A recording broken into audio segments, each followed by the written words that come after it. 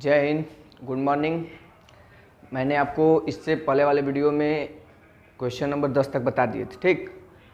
अब मैं आपको आज 11 से 15 तक बताऊंगा।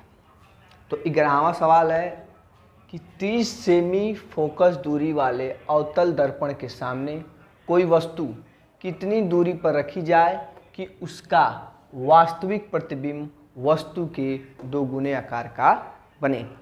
तो दिया है कि 30 सेमी फोकस दूरी वाले अवतल दर्पण, दर्पण कौन सा है? अवतल दर्पण, और उसका फोकस दूरी दिया है। तो अवतल दर्पण का फोकस दूरी हम लोग जानते हैं माइनस में होता है, तो -30 सेंटीमीटर हो जाएगा।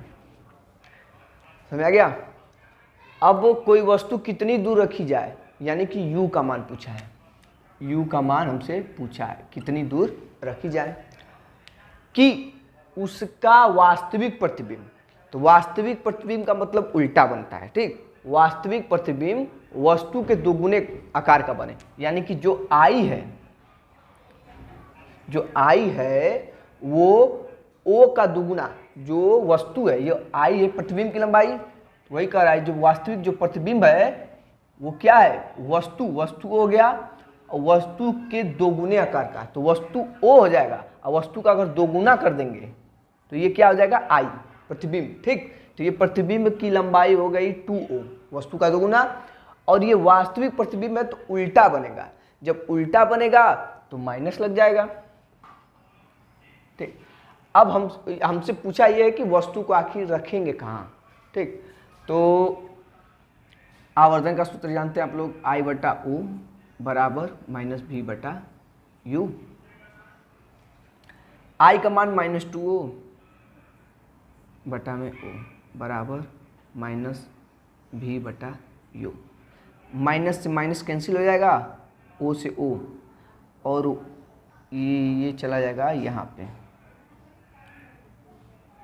2U बराबर V। ये एक संबंध आ गया।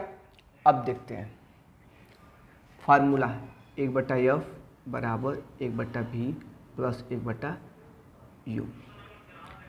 1/F, F का मान -30 बराबर 1/V। V की जगह क्या रखेंगे? V बराबर क्या है? 2U है, तो यहाँ पे V की जगह पे हम रख देंगे 2U प्लस U।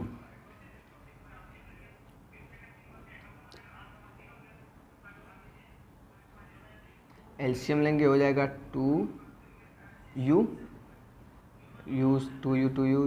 प्लस ये हो जाएगा 2, 3/2U, 1/में -30। तिर्यक गुणा कर देंगे तो आ जाएगा 30×3 = 90, 2U बराबर -90, U बराबर -45 सेंटीमीटर। यह आ गया आपका आंसर, ठीक। ये पूछा था सवाल कि 30 सेंटीमीटर फोकस दूरी वाला अवतल दर्पण है, इसके सामने कोई वस्तु कितनी दूरी पर रखी जाए कि इसका वास्तविक प्रतिबिंब वस्तु के दोगुना बने। तो मैंने प्रतिबिंब दोगुना कर दिया, वास्तविक है तो उल्टा होगा तो यहाँ पे माइनस कर दिए हैं। F का मान दिया ही था, U का मान हमसे पूछा था, U निकाल दिया। यानी कि वस्तु को हम दर्पण से 45 सेंटीमीटर दूर रखेंगे। माइनस है, U का मान मैंने आपको बताया था कि U का मान हमेशा माइनस होता है, चाहे लेंस का क्वेश्चन हो, चाहे आपका दर्पण का क्वेश्चन हो, ठीक। तो ये आपको समझ में आ गया, उतार लीजिए। अब हम अगला प्रश्न देखते हैं। 12वां क्वेश्चन है अगला सवाल कि 10 सेमी फोकस दूरी के अवतल दर्पण के सामने मुख्य अक्ष पर दर्पण के ध्रुव से 15 सेमी की दूरी पर 3 सेमी ऊंची मोमबत्ती रखी है। तो बनने वाले प्रतिबिंब की स्थिति व आकार ज्ञात कीजिए। दिया है कि 10 कोई अवतल दर्पण है, ठीक। ये अवतल दर्पण है और इसकी फोकस दूरी, ये दूरी दिया है 10 सेंटीमीटर, ठीक। 10 सेमी है, और यह ध्रुव है, ये ध्रुव है। यहाँ से 15 सेंटीमीटर दूर, यहाँ से 15 सेंटीमीटर दूर, मतलब फोकस के इधर ही होगा, यहाँ पे वस्तु रखी है। वस्तु की लंबाई क्या है? 3 सेंटीमीटर। क्या है? 3 सेंटीमीटर। तो जो प्रतिबिंब बनेगा वो पूछ रहा है कि प्रतिबिंब कहाँ बनेगा, मतलब कितनी दूर बनेगा, और जो प्रतिबिंब का साइज होगा, आकार होगा, वो कितना होगा। ठीक, तो क्या दिया है, फोकस दूरी यफ का मान दिया है। अवतल दर्पण का फोकस दूरी माइनस में होता है, तो -10 हो जाएगा, -10 सेंटीमीटर। और दिया है कि दर्पण के सामने मुख्य अक्ष के दूर से 15 सेंटीमीटर दूर रखिए, यानी कि यू का मान, वस्तु कहाँ रखा है, तो -15 सेंटीमीटर। यू का मान माइनस ही होता है। और जो वस्तु जो रखा है, वो वस्तु का जो साइज है, आकार है, वो 3 सेंटीमीटर, यानी ऑब्जेक्ट की लंबाई क्या है, ओ 3 सेंटीमीटर। वस्तु हमेशा सीधा रखते हैं ऐसे ऊपर का, तो ऊपर जाने पे प्लस होता है, इसीलिए यहाँ पे +3 हो गया, +3 हो गया। ठीक, अब हमको प्रतिबिंब की स्थिति और आकार, यानी कि भी, प्रतिबिंब की स्थिति भी और आकार आई ज्ञात करना है। ठीक, अब पहले हम ज्ञात कर लेते हैं भी। तो फार्मूला है 1/F बराबर 1/V plus 1/U। 1/F, F का मान -10, 1/V ज्ञात करना है, प्लस 1/U। ये U है, ठीक ना। मैं U ऐसे बनाता हूँ 4 की तरह। ठीक, 4 ऐसे बनाता हूँ, समझ लीजिएगा, ये U है। कई लड़के इसको 4 ना समझ लें। ठीक, ये U है। U की जगह क्या दिया है, 15, -15, ये हो जाएगा -15। -15 को इधर 1/-15 को अगर हम पक्षांतर करेंगे तो 1/+15 हो जाएगा, तो हो जाएगा 1/+15, और ये क्या है, -1/10 बराबर 1/V हो गया। अब इसको और आगे करते हैं, एलसीएम लेंगे, 30 एलसीएम हो जाएगा, 15 दूना के 30 -10 तिहाई 30 बराबर 1/V, -1/30 बराबर 1/V, तो V बराबर हो जाएगा -30, यानी कि प्रतिबिंब की स्थिति जो होगी 30 सेंटीमीटर होगी। अब 30 सेंटीमीटर ये माइनस में आया, तो ये मतलब ये बताना चाह रहा है कि जो प्रतिबिंब है वो दर्पण के पीछे न बनकर दर्पण के सामने बना है, यानी बाएं साइड बना है। ठीक, तो बाएं साइड बना है तो वास्तविक ही बना है। तो ये हमसे पूछा नहीं है कि वास्तविक है कि आभासी है, ये बस ये पूछा है कि प्रतिबिंब जो बना है उसकी लंबाई क्या होगी। तो लंबाई के लिए हम ज्ञात करते हैं, आवर्धन का सूत्र हम लोग पढ़े हैं, I/O बराबर -B/U। I का मान हमको ज्ञात करना है, यही प्रतिबिंब, यहाँ पहले ही बताए थे कि ये I ज्ञात करना है, तो I को ऐसे ही छोड़ देंगे। O की लंबाई दिया था 3 सेंटीमीटर, वस्तु की लंबाई 3 सेंटीमीटर बराबर -V का मान आया है -30 बटा में U का मान पहले दिया था सवाल में -15। ठीक, I/3 बराबर -15, -30 में -15 से भाग दे देंगे तो 2 आएगा, 15 दूना के 30, और ये -2, और 3 दूना के ये हो जाएगा -2, तो I बराबर हो जाएगा, तिरिया गुणा कर देंगे तो -3 दूना के 6 सेंटीमीटर। देखिए, प्रतिबिंब की जो लंबाई है वो आया 6 सेंटीमीटर, लेकिन जब माइनस में आया है तो इसका मतलब कि ये क्या है, उल्टा बना है, वास्तविक बना है, इसलिए ये माइनस में आया है। जैसे समझ लीजिए ये 10 सेंटीमीटर है तो 10 सेंटीमीटर और ये हो जाएगा C। वस्तु कितनी दूर रखी है, तो वस्तु दिया है करीब 15 सेंटीमीटर, तो ये 10 है और ये 20 है, तो इन दोनों के बीच में ही वस्तु रखा होगा, तो ये 15 सेंटीमीटर दूर है। प्रकाश गई टकराने के बाद एक तो इधर फोकस होके जाएगी तो मुख्य अक्ष के समांतर हो जाएगी। ये एक दूसरे को लगभग, ये काट नहीं रहे हैं, ये एक दूसरे को, यही C ये काटेगी, C और अनंत के बीच में काटेगी। ठीक ना। आप अगर क्या बोलते हैं उसको, स्केल और पेंसिल से बनाएंगे ना नाप कर, तो बहुत सही बनेगा। ठीक, तो ये जो काटेगा ये C और अनंत के बीच में काटेगा। तो समझ में आ गया होगा, तो इसको उतार लीजिए और हम अगला प्रश्न देखते हैं। अगला प्रश्न है 13वां कि एक उत्तल दर्पण के सामने 40 सेमी दूरी पर बिंदु प्रकाश स्रोत रखा जाता है, यानी वस्तु जो है 40 सेंटीमीटर दूर रखा जाता है उत्तल दर्पण के सामने।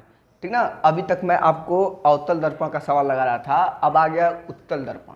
तो उत्तल दर्पण में उत्तल दर्पण समझ लीजिए, तो 40 सेंटीमीटर दूर वस्तु रखा है, यानी कि u का मान है 40 सेंटीमीटर। मैंने आपको बताया था u का मान हमेशा माइनस में होता है, 40 सेंटीमीटर। दर्पण की फोकस दूरी 40 सेंटीमीटर है। ठीक, दर्पण की फोकस दूरी 40 सेंटीमीटर है, तो ये हो जाएगा f का मान हो जाएगा 40 सेंटीमीटर। लेकिन ये उत्तल दर्पण है।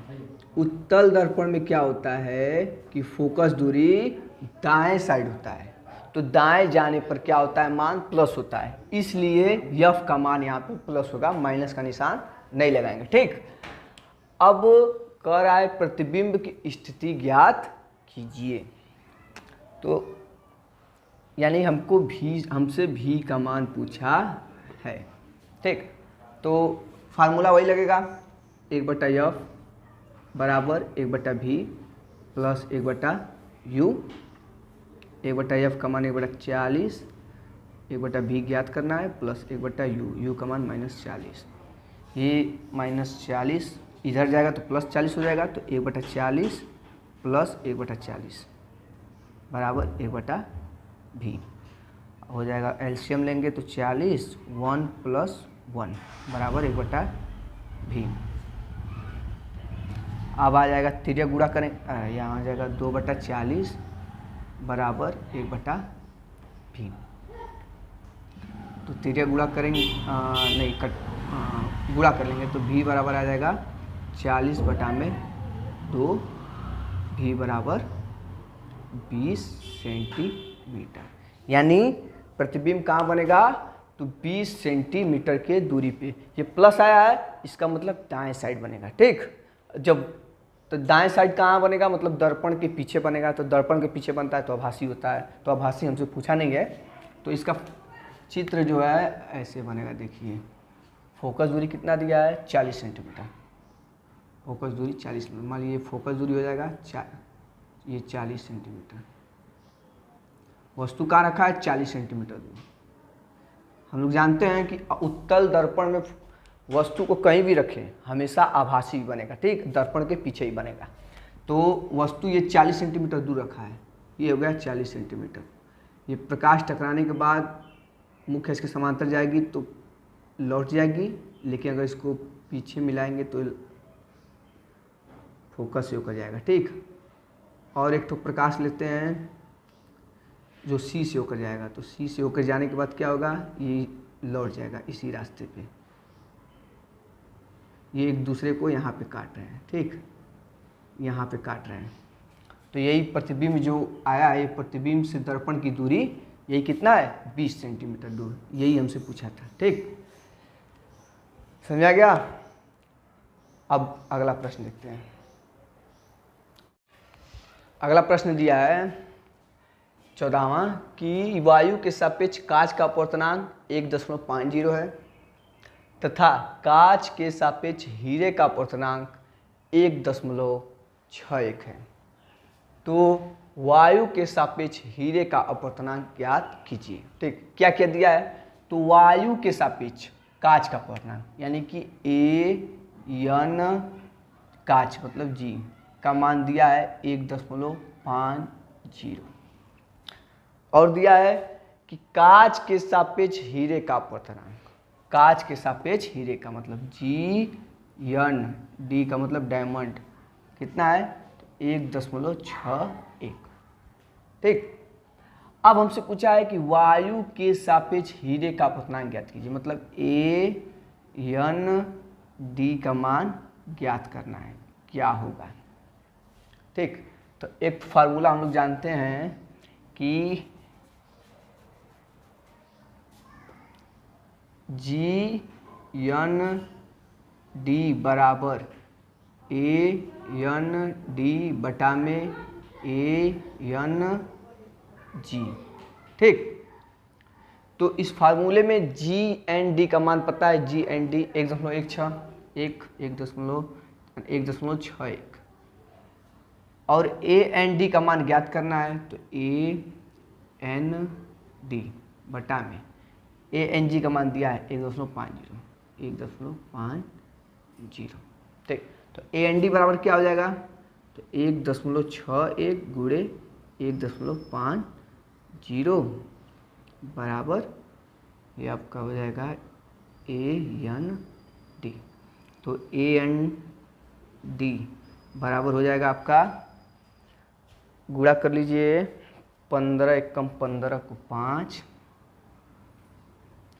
15 छक्का 90 और 1 91 और 15 एकम 15 9, 15 एकम 15 9, 15 9 24 और ये 0 है तो पीछे 0। टोटल 4 अंक के बाद दशमलव है, 1 2 3 4, 1 2 3 4, लगभग आ जाएगा ए एन डी का मान आ जाएगा 2.42 आंसर। अपूर्णांक का कोई मात्रक नहीं होता है, ठीक। ये आपका अपूर्णांक का ये पहला सवाल है। इसको थोड़ा सा फार्मूला याद कर लेंगे आप लोग, समझ में आ गया हो तो हम लास्ट क्वेश्चन देखते हैं, क्वेश्चन नंबर 15, ठीक। अगला प्रश्न देखते हैं, ये फिर अपूर्णांक से है कि यदि वायु के सापेक्ष किसी पारदर्शी द्रव का अपूर्णांक 1.25 है तथा कांच का अपूर्णांक 1.5 है, तो द्रव के सापेक्ष कांच के अपूर्णांक की गणना कीजिए, ठीक ना। दिया क्या है कि वायु के सापेक्ष किसी पारदर्शी द्रव का, यानी कि ए एन द्रव है, तो द्रव मतलब वाटर, तो डब्ल्यू इसका मान दिया है 1.25, ठीक। तथा कांच का अपूर्णांक मतलब वायु के सापेक्ष द्रव का और कांच का मतलब वायु के सापेक्ष कांच का दिया है, ए एन कांच है तो जी ग्लास हो जाएगा, कितना दिया है 1.5। और हमसे पूछा है कि द्रव के सापेक्ष कांच का अपूर्णांक की गणना कीजिए। तो द्रव के सापेक्ष कांच का, तो डब्ल्यू एन जी का मान हमको ज्ञात करना है। तो ये फार्मूला होता है, आप लोग जानते होंगे, डब्ल्यू एन जी बराबर ए एन जी बटा में ए एन डब्ल्यू। मान रख दीजिए A N G, W N G का मान निकालना है, ए एन जी का मान 1.5 बटा में ये हो जाएगा 1.25 ए एन डब्ल्यू का मान 1.25, ठीक। डब्ल्यू एन जी ऊपर नीचे 100 से गुणा कर देंगे आप दशमलव हटाने के लिए, तो ऊपर हो जाएगा 150, नीचे हो जाएगा 125, ठीक। अब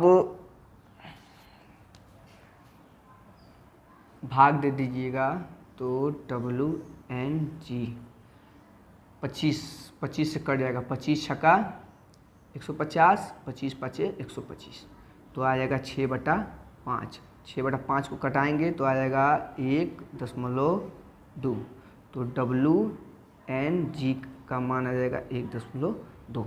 अपूर्णांक का कोई मात्रक होता ही नहीं है, ठीक ना। तो ये हो जाएगा आपका आंसर, यानी कि द्रव के सापेक्ष उस ग्लास का मतलब कांच का अपूर्णांक होगा 1.2, ठीक। तो अगर आपको कोई डाउट हो तो कमेंट में प्लीज़ लिखिए, और अगर आपको वीडियो पसंद आया हो तो प्लीज़ लाइक करें और सब्सक्राइब करें और अपने दोस्तों को शेयर करें, ठीक। जय हिंद।